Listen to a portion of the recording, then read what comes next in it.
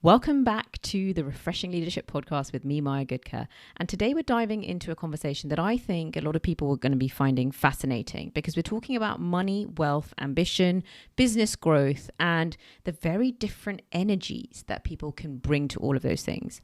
More than a couple of years ago, probably about 3 years ago, I joined a business coaching program with Rose Radford, and I'm still seeing the ripple effects of that decision years later. The team that I now have, the coaching community I'm part of, the way that I think about business and spaciousness and support, and even some of the language that I use around leadership and life design. So much of it was shaped from this business coaching. The curriculum that all of my clients now go through, which is now the Refreshing Leadership Framework, was also born through this business coaching. So very powerful for me. So Rose has had a big influence on me. And another thing that she introduced me to was this idea that we're going to talk about in today's episode around masculine and feminine money energies. Now, if you come from a more corporate, analytical, or financial background, like I do, and like many of my clients, this language can initially feel a little bit unfamiliar, a bit woo-woo. I studied economics, worked in finance, did the CFA, and nobody talked about energy, receivership, abundance, nervous system responses to money, scarcity, intuition. And yet, I have now seen how these subconscious patterns really do play out and shape our wealth and our wealth journeys. So in this conversation, Rose and I will talk about masculine versus feminine money energies, why people do stay stuck at certain income levels, the idea of the energetic set points around money, receiving versus constricting, and intuition versus control. I personally am more, I would say, of a believer in all of this stuff because I do feel that by starting that business coaching journey with Rose, I did actually invite more abundance into my life very quickly. So let's dive into this conversation, and whichever stage of business or work or your career you're in, I think this is going to be a really interesting lens for you to think about ambition, money, and growth. So let's dive in. Rose has influenced me in so many ways. She's helped turn this podcast into a solid and profitable part of my business. The masterclass that she gently encouraged me to create has become one of my paid signature corporate talks. And the last 2 words of the year that I've talked about on this podcast have basically been lifted from Rose. So I've had the words spacious and supported. They both come straight from Rose. Also, the team that I now have, the circle of other women that I get to connect with. So I have so much gratitude towards Rose. I have been so inspired by Rose on so many levels. And in my book, she knows exactly what she's talking about. And when I therefore wanted to have a conversation around money and wealth, they needed to be just the right person for me, credible, somebody that's role modeling that stuff. And what Rose is brilliant at is she's got a brilliant strategic mind, but she combines it with an abundance mindset on another level.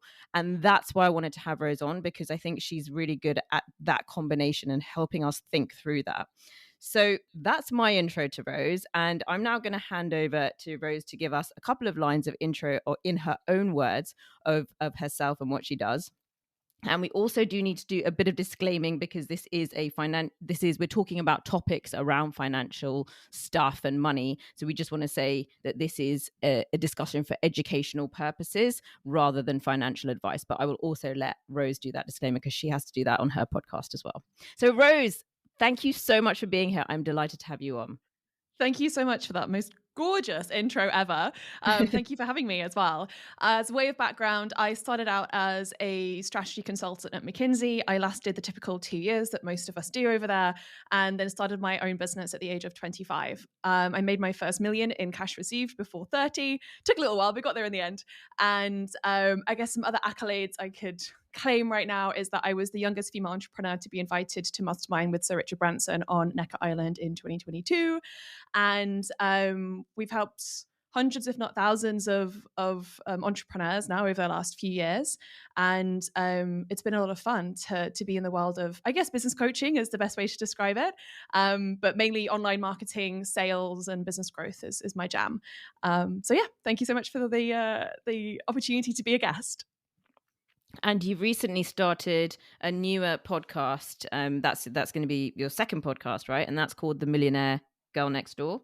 Correct. Yes. It's Yeah. actually my third podcast. So it's quite Ooh. funny because I've written one book and three podcasts, which suggests that I like to talk more than I write, if we were going to go based on that ratio. But yes, it is indeed another podcast I have created. Ooh. Okay. So what was the one before Grow to CEO then? That was Building Businesses with Rose Radford. That was a child of COVID during a very bored Christmas period where we weren't allowed to go anywhere. And I thought, screw it, I'll start a podcast all on my own. So yeah, that was a much smaller project at the time. But still, you learn a lot in those first projects.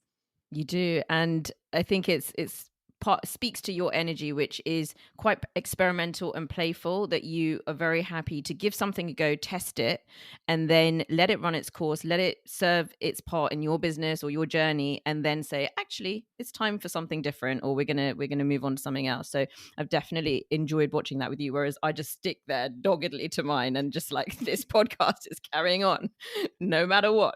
But anyway, so we're here to talk a bit about money and finance. And one of the things that I've heard you talk about on your podcast is about masculine versus feminine money energies. And that got my attention. And I would love to hear in your words what you mean. Break that down a little bit for listeners. It's such a juicy question. So let's start with the big picture of masculine and feminine first, and then you can apply that to money. So masculine energies are generally more structured, more goal orientated. If you were to interact with somebody who is selling to you in a masculine way, he or she would be talking about the outcomes you're going to get and the amazing process that it's going to be and how you're going to get ROI, and very logical based. Whereas the feminine energy is much more intuitive, creative, flowy. And of course, these have pros and cons to each of them. And I just want to close the loop real quick on if you were being sold to by a feminine energy salesperson, let's say, they would be selling you based on the emotion and the feeling of purchasing. So now we know it's either ROI or emotional feeling, kind of the best way to kind of describe the differences real quick. And so you would then apply that to our interaction with money. You'll be able to identify where you are being more in your masculine and being more in your feminine. And some people are much more extreme on one end than the other, and others are obviously sitting more in the middle. I'll give you an example of a very extreme feminine energy with money. I have a beautiful friend who is very much in her feminine, and she had a dream about 18 months ago that she needed to buy Bitcoin. And she put all of her cash at the time, which was a chunk of money from a house that she'd sold, into Bitcoin. At that point, the price was about 30K ish. As we're recording this, Bitcoin's approaching the 100K mark. And so in 18 months, she's Dollars, more than right? tripled her Dollars. money. But yeah, so 30K in dollars, now it's approaching 100K in dollars. And that's all in what, 18 months or so. And she basically put all her money on black pretty much. And it's obviously really worked for her. She didn't take any financial advice, of course. She just had a dream and had a calling and had a feeling that that's what she needed to do. And so that's like off the end of the spectrum, I think, of feminine energy, but it's very trust and intuitive based. Whereas, let's say, a masculine approach to that would be more research bound. It would be more looking at the numbers, looking at the charts, and then making a decision from there. So, yeah, very different energies with money. I'm so pleased that you used the Bitcoin example, but since we are going to be talking about some of that stuff, and you also had a guest on your podcast that was talking about crypto, and she was talking about how emotional crypto was, which to clearly, as you've just described that, I definitely resonate with the more masculine energy as a starting point. And I think we've talked in the past about the fact that those of us who are more logical intellectual thinkers, we need evidence first and then we can maybe take action. My argument is that I can have evidence and then I can become intuitive and logical, but I just need a little bit of evidence first. Right. So, and I think that would resonate with listeners as well. Typically a lot of them will have a corporate background, financial services, things like that. And so even when I talk about things like a vision board or manifestation, I will still get challenged. So that's why I think this is such an important topic, though, because we can get stuck in one, right? Yeah. And so you've talked about it from a overall energies perspective, and you made it very clear that any individual, whether they identify as a male or a female, they can embody different energies, masculine and feminine. And it could potentially be different for different areas of their life, Yes. right? And so then we now move into the money piece. And I've heard you mention things like the feminine energy can be more of surrender and receivership. So do you want to go down that route a little bit? I'd love to hear. Yeah, absolutely. This shows up so much in my relationship with my husband as well. And best way to describe this is that receiving is actually a feminine thing to do. And so if you are not being in your feminine with money, you're not fully accessing your capacity to receive, therefore.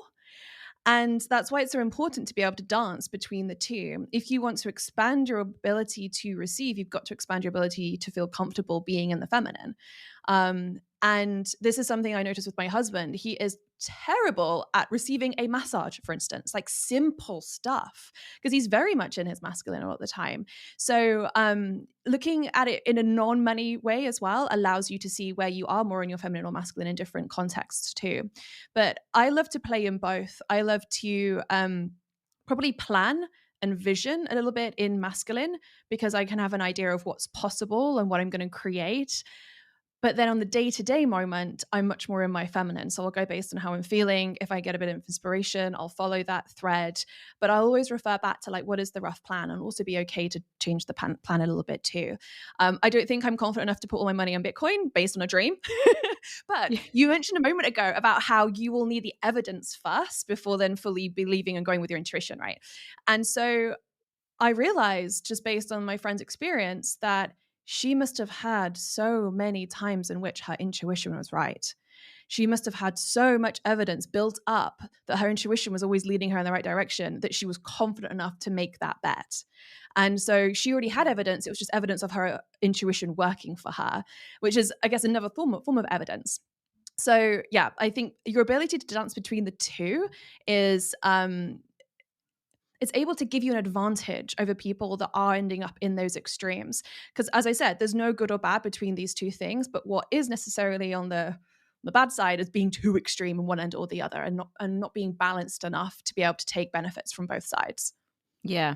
And when we talk about being able to receive, what do we mean exactly? So, what would be a live example? You coach many people every week, so you will be seeing different. And I know one of your groups that I was part of was with women. So, you'll be seeing different women, for example, showing up in different energies. Yeah. What might be an example of somebody who's not receiving or they're not in their receiving energy? Yeah, I see this pattern quite often. So the people that are more in their masculine, that haven't really got into the receivership part of femininity just yet, are the ones that will do, and will just keep doing and expect the result to come. And they are so focused on the action and the doing that it creates this sense of constriction. I can almost feel it in them where they're like waiting for the result to come because they're doing all this doing and they're expecting it to come and they deserve it already and all these sorts of things. And it's so almost not maybe scarcity driven, but it's mainly constriction that I feel from them. Mhm. You may have come across people like this in your own life. And then all they need to do is let go a little bit and recognize the fact they've done everything they need to do and can do. And they just need to release and then now allow space for the money and the clients or whatever it is they've been trying to create to flow in. And so if you end up too in your masculine, you constrict the situation so much even if you're able to achieve the outcome you want through being very much in your masculine, the other thing I've recognized and realized is that you actually constrict the possibility of the outcome. So you might be working towards creating a 100K in revenue for your business that year. But if you were to dance more in the feminine and the masculine at the same time, you could probably create 200K, 250K by allowing space for the other possibilities and opportunities to come in. So it's just knowing how to dance between the two. Again, I just Okay, find allowing it's space. the most powerful piece. Okay. And one example is I said I started working with you 2 years ago. So a year ago I finished, and the year with you is quite intensive, right? There's a really cool amount of stuff that we do that I don't think I would have done on my own, right? In my own energies. Left to my own devices, I wouldn't have done it at that pace. And that's why for me it felt intensive. So the next year, this year for me, is my feminine energy of letting it all breathe and letting it all then transpire. And that's why I think for people doing any of this type of work, sometimes it's a year later or the same period of time later that they can really be in those benefits and the things that they were maybe embarking on the program to do because of that space. So I don't know, that's my example of being in, I guess, receive energy and just knowing that I needed that. And there were others, for example, who did the program with me at the same time, and they were on to their next program and their next program, because that's part of that's their way, right? They have a different way. For me, I couldn't have imagined that because I needed the marination, and for me that was my receiving time. So I think that's a useful framing. I love that. So I had a question, because I told a few people that I was talking to. So I had a question from somebody who said, what if somebody, so this individual, she feels like she is very much in her feminine energy when it comes to money. So for example, if she loses a client, then she's not then in a place of fear, but somehow her radar is out, and then a new client will fall into her lap. And so she feels that she's in a very positive space. But what she feels is that then that keeps her in a holding pattern of that space. So she's almost in that energy too much, I think, was probably what she was asking about. Like, what do you do if you find yourself in that? Okay, so my understanding here is that she is happy with where she's at, but she's in the same damn place all the time, and Yes. she's not able to raise her income. So there's two ways in which I would look at this. The first would be asking myself or her what it is that she's scared of losing by growing her business. So let's assume for a moment that she's getting two clients in every month and losing two clients every month, and that's just like keeping her in the same place. What's her goal? Is her goal to have 5 new clients a month instead, and to continue growing and growing and just losing 2 clients every month potentially? So then starting with that, if that's the goal, what is it that she is scared of losing by achieving that? Or what is she scared of that's going to happen in some way that is going to be painful? What is it going to come at the cost of? Is it going to come at the cost of family life? Or is it that if she is going to create that outcome, what bad thing is going to happen? Is she going to get judged by other people for making so much money, for instance, or making more money than her parents ever did? That's where I'd be looking at it. And then that also leads on to the second part, which is we have this thing called an energetic set point with money. And if everybody that's listening to this right now was to open their banking app on their phone and just check out where their money typically is at the beginning of the month, end of the month, and if you look at, let's say, last 6-12 months of data, you'll probably realize that you hit a certain high, let's say it's 10 grand in the current account, and then you hit a certain low and it's 5 grand in the current account, and you just bounce up and down between the two the whole time. Because when you hit the high, you're like, oh, that's a lot of money. I think I can go shopping. Or that's a lot of money. I feel really abundant right now. And then you're down at 5K in your bank account and you're like, oh crap, I need to stop spending so much, so that you don't go out for dinner or whatever it would be. And you just get used to this energetic set point. The same thing happens with salaries. It's why so many entrepreneurs will go from earning, let's say, 100K salary in their corporate life, start a new business and go and create 100K in revenue in the first year of business, because that's the amount of money they're used to seeing and having.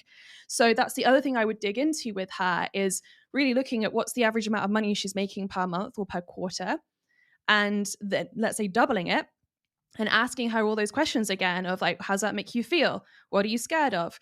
What's the blocker around that? And really digging into what's holding them back. I'll give you a really hilarious practical example. But a friend of mine did this exercise, and she realized if she hit her income goal, she'd already agreed with her husband that he was going to be able to go on a ski trip next month if she hit their income goal for that month. But she didn't want to get lumbered with the 3 kids on a ski weekend when he's going away for the weekend and she's at home. Oh, no. And so that's a kind of a silly example, but it's those sorts of things that we are resistant towards that stop us from creating the income we want. And so bringing awareness to it, that means you can shift it.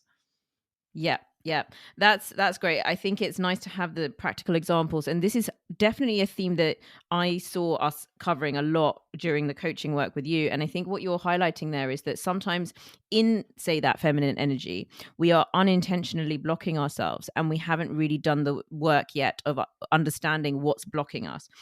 Would you say then that once that has been removed and there's a much better alignment all the way through, right? Because sometimes people pick a goal, and this is why I always say we can't just pick a random goal. We need the bigger vision. We need the bigger picture, because a goal will have a knock-on effect. And if we haven't thought all of that through, there could be a systemic thing that is going to occur that our body is aware of.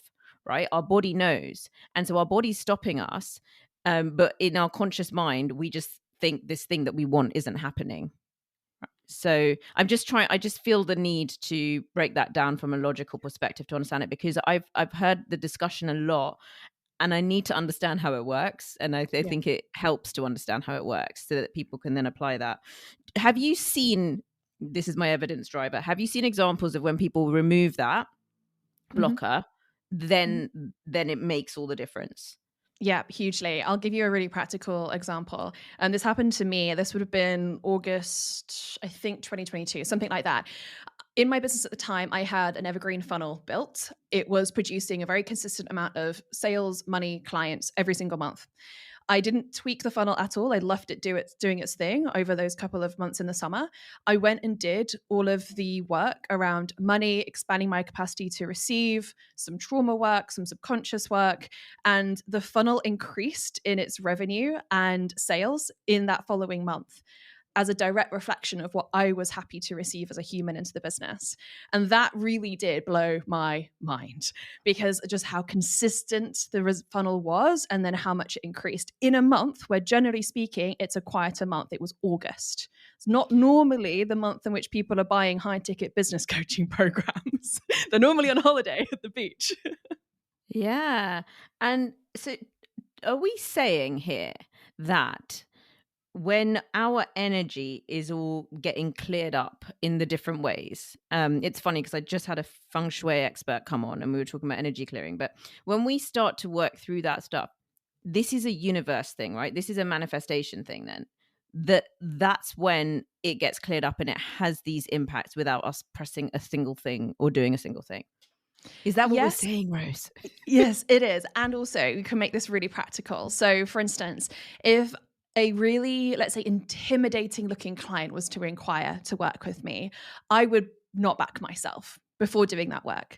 I would be like, oh God, she's got so many followers on Instagram. She's clearly so much better than me. That's a silly example, but you know what I mean. We're always going to look at people, prejudge them based on the accolades that they have or the background that they have, and think, oh, crikey, they're never going to want to work with me, or I'm not good enough, or whatever it might be that comes up, even unconsciously.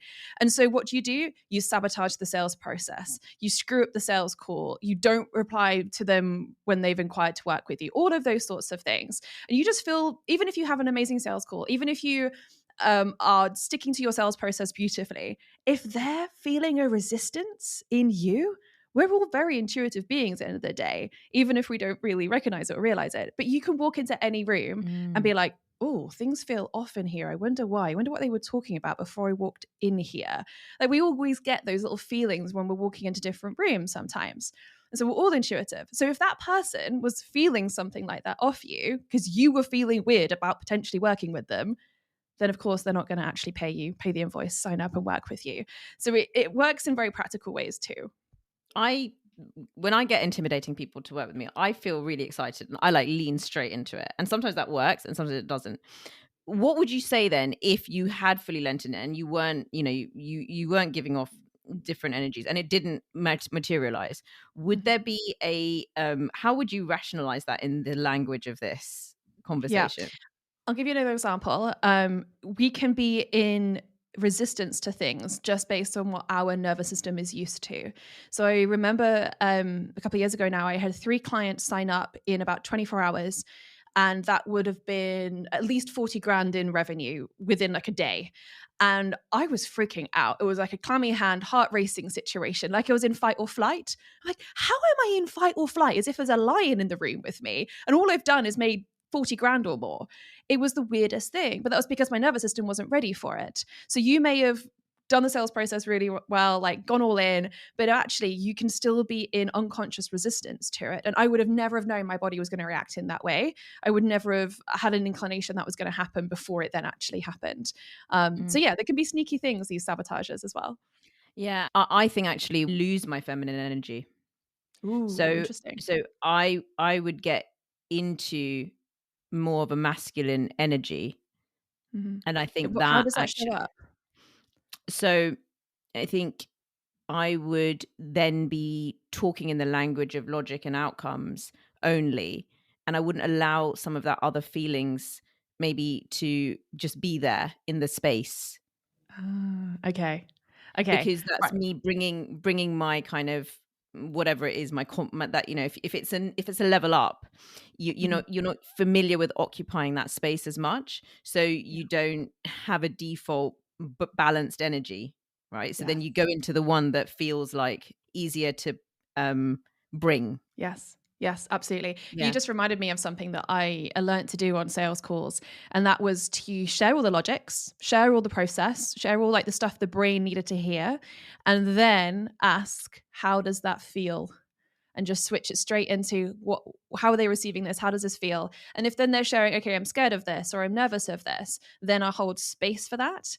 But it's a difficult thing to do when you just want the sale, or you just want to like sign the client and they're great, to actually hold their emotions. But we do it as coaches. Yeah. So we know we can do it. It's just sometimes it's weird to do that in the sales process as well. Absolutely. So, Rose, Okay. where have you learned some of this stuff around energy? Because um, there's a couple of books that I think that we've talked about things like the energy codes, but the idea that money it has an energy to it. I've heard you talk about on the podcast the idea that money needs a purpose. All of these things, a bit like the feng shui that we've talked about recently on the podcast, is about, I feel like, giving inanimate things an energy and a sort of a life. And I'm just curious what you might have done to sort of educate yourself around that. Yeah, it's a weird concept, right? It's kind of unusual. Um, and yet, I think sometimes we can approach things in almost 3D sort of way. I think as well, like when we are in a state of struggling with money, we're also open to hearing other opinions on it. Because if so far what you've learned isn't working for you, maybe there's another way of looking at it that does work for you better. And so, this whole money has a purpose thing really helped me in the moment in which I just couldn't keep cash in the bank. Oh my goodness. Like it's hard work keeping cash in the bank sometimes, or at least it was. It's not anymore for me. And so because cash is sitting there and it hasn't got a purpose, if it's your emergency savings funds, great, it's got a purpose. It can chill. But if it's just there, the temptation sometimes to go and spend it, or if it just kind of fritter away somehow by accident, or if you manifest some kind of crazy bill or your car breaks down or something and the money all of a sudden goes away, you're like, huh, so that money didn't have a purpose. And so I had to give it a purpose while still sitting in the bank happily as Larry as cash, without needing to change anything. And I gave it the purpose by realizing the money is sitting there supporting me. Mm. It's almost like it is a big hug from a big masculine man with his big arms. Like it's a big hug, or it could be just building blocks and walls that are holding me up, and like foundations of a house. And the money is there supporting me. It could be 100 grand in the bank. It has no other purpose other than to sit there and support me, and that is enough Mm. of a purpose. And so that minor but major tweak has allowed me to hold so much more cash without accidentally frittering it away. And so I think at the end of the day, whether the science for it or not, if it works for you, it works for you. And we don't have to have scientific evidence for it to be good enough for it to actually have an impact on your life personally. It's like, why do people Mm. subscribe to religions? Is it because actually it makes them feel good on a day to day basis? It makes them feel better. It makes them feel less anxious, makes them feel more hopeful. Well, if that's what it does for them, great. You do you, boo.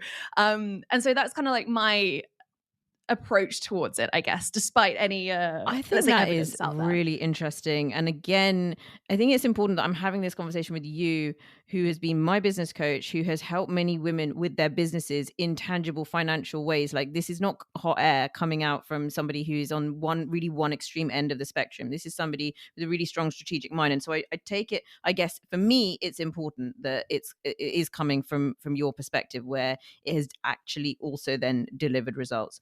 Um, but the education system, financial education system, doesn't do any of that. I studied economics. I did the CFA. No one's talking about, I mean, okay, they talk about two things in the stock market, like fear, greed, and regret, right? That's about as far as the emotional language of like the stock market gets, right? So this is definitely a second Yep. round education when it comes to kind of money, wealth, economics, finance. Yes, it really is.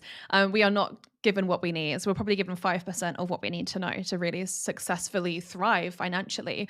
So yeah, I think you've got to stay curious. And the moment you no longer want to learn about money is the moment that you really, really Yes, limit yes, yourself. exactly. And I just think a bit like with healthcare, which has been always informed by male bodies and male testing, this is another example of where a kind of a more feminine approach has been cut out. And I think when it comes to things like scarcity mindset and abundance mindset, which we're going to get onto, sometimes it's not obvious immediately what a difference in that mindset does, but over time that adds up and it affects your actions and it creates space and it creates other opportunities. So that's something that I do want to drill into. I want to leave this conversation here talking about money, energies, and masculine and feminine energies. Is there anything else that, as we've talked about this, has come up that you're thinking, oh, I'd love to chuck that into the conversation about masculine and feminine money energies? And then the next episode, we can talk a bit more about crypto and some of the actual strategies that we're looking at today. Okay, so one thing I want to make sure I share around masculine and feminine energy, because the feminine energy around money is more rare, let's say, you generally see people being masculine with money because masculine is kind of around control and planning, and that's what we're taught to do with our money. So we're less likely to see feminine energy being role modeled to us. And then obviously, we're not saying that one is better than the other, but the risk we have with being too feminine with our money is that we almost lose control entirely. And so these other ends of the spectrum we need to be very, very aware of. Almost being too trusting, too intuitive with money can really cause a few problems. So just being aware of that at the end of the day and knowing that you're always on a spectrum and being able to dance across the spectrum will always help you more than trying to force your way one way or the other too Absolutely. much. And that's why I think coming back to that example of the Bitcoin dream, which is now like, I'm going to be like, where's my Bitcoin dream? There is a lot of people, Yes. and especially in the coaching world, you're going to have some hugely intuitive people. They might be more in those healing spaces and things like that. And I've seen, whether they're in your world or in other coaching spaces, that sometimes they'll really struggle from a business perspective because they're so into that intuition side.